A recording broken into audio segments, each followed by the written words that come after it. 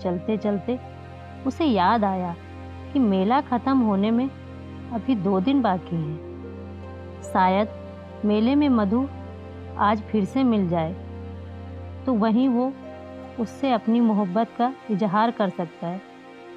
मधु को मिलने के लिए बेकरार रितेश की दोपहर बड़ी बेचैनी में गुजरी। शाम होते ही समय से पहले तैयार होकर वह मेले में उसी जगह जाकर बैठ गया जिस जगह वह मधु से पहली बार मिला था। उसे इस बात का डर सता रहा था कि आज मधु आएगी कि नहीं आएगी। रितेश अब सिर्फ ऊपर वाले के भरोसे था।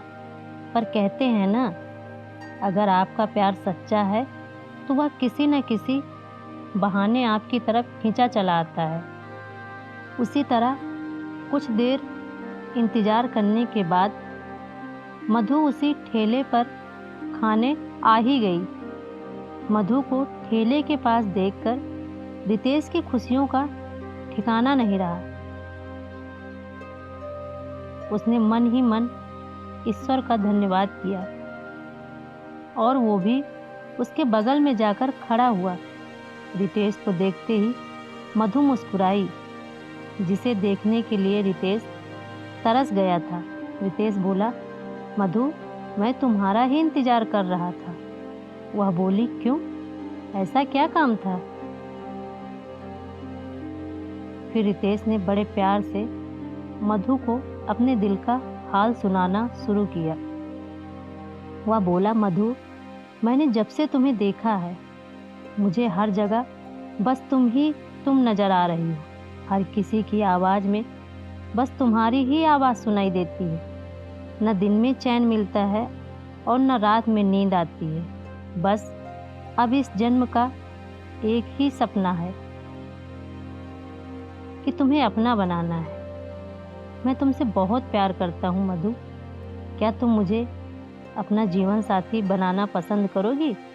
रितेश एकदम से इस तरह शादी के लिए प्रपोज करते ही मधु घबरा गई और बिना कुछ जवाब दिए ही वहाँ से चली गई।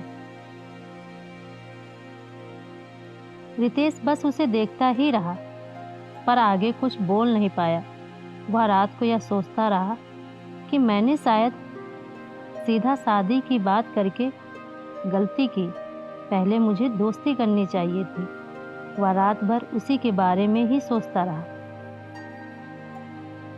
और सुबह उसी वक्त भोजनालय में हाजिर हुआ जिस वक्त उसे भोजनालय में मधु मिली थी।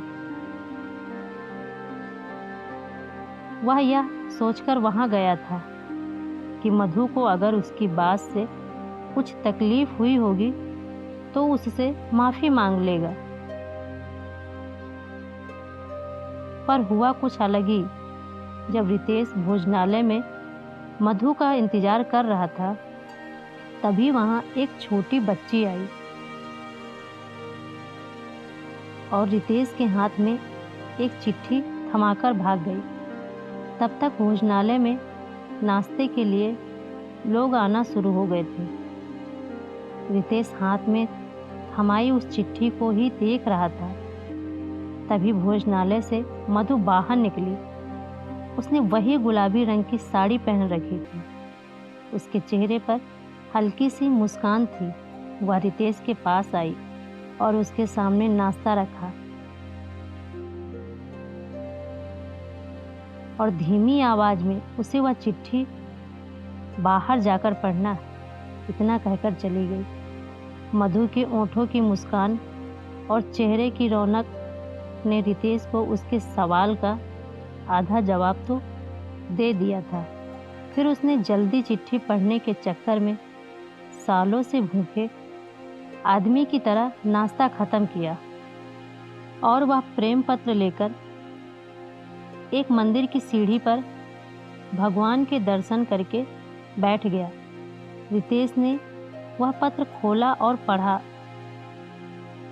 उसमें लिखा था, रितेश, मैंने जब तुम्हें पहली बार देखा था तभी मुझे तुमसे मोहब्बत हो गई थी, पर मैं कुछ कह ना पाई और कल तुमने जब मुझे अचानक इस तरह शादी के लिए पूछ लिया तो मैं थोड़ा घबरा गई थी, इसीलिए जवाब उस वक्त नहीं दे सकी। हाँ, मुझे भी आपसे प्यार है। आज शाम मेले में मिलना। आपकी मधु। अपने प्यार का जवाब हाँ में मिलने के बाद रितेश ने जैसे पूरी दुनिया जीत ली थी। उसे अब बस शाम होने का इंतजार था। दिन भर बेसब्री से इंतजार करने के बाद आखिरकार वह पल आ ही गया। अब दोनों प्रेमी मेले के उस भीड़ में कहीं एक साथ खो गए और इसी तरह जब तक रितेश गांव में था वो दोनों छुप छुप कर मिलते रहे। जब वापस शहर जाने की बारी आई तब रितेश मधु से यह वादा करके शहर लौटा कि वह अगली बार अपने माता पिता को साथ लेकर ही लौटेगा और मधु के माता पिता से शादी के लिए उसका हाथ मांगेगा। जाते वक्त अपनी गांव की ज़मीन बेचने का इरादा भी रितेश ने बदल दिया, क्योंकि उस गांव में उसे अपने होने का वजूद भी मिल गया था।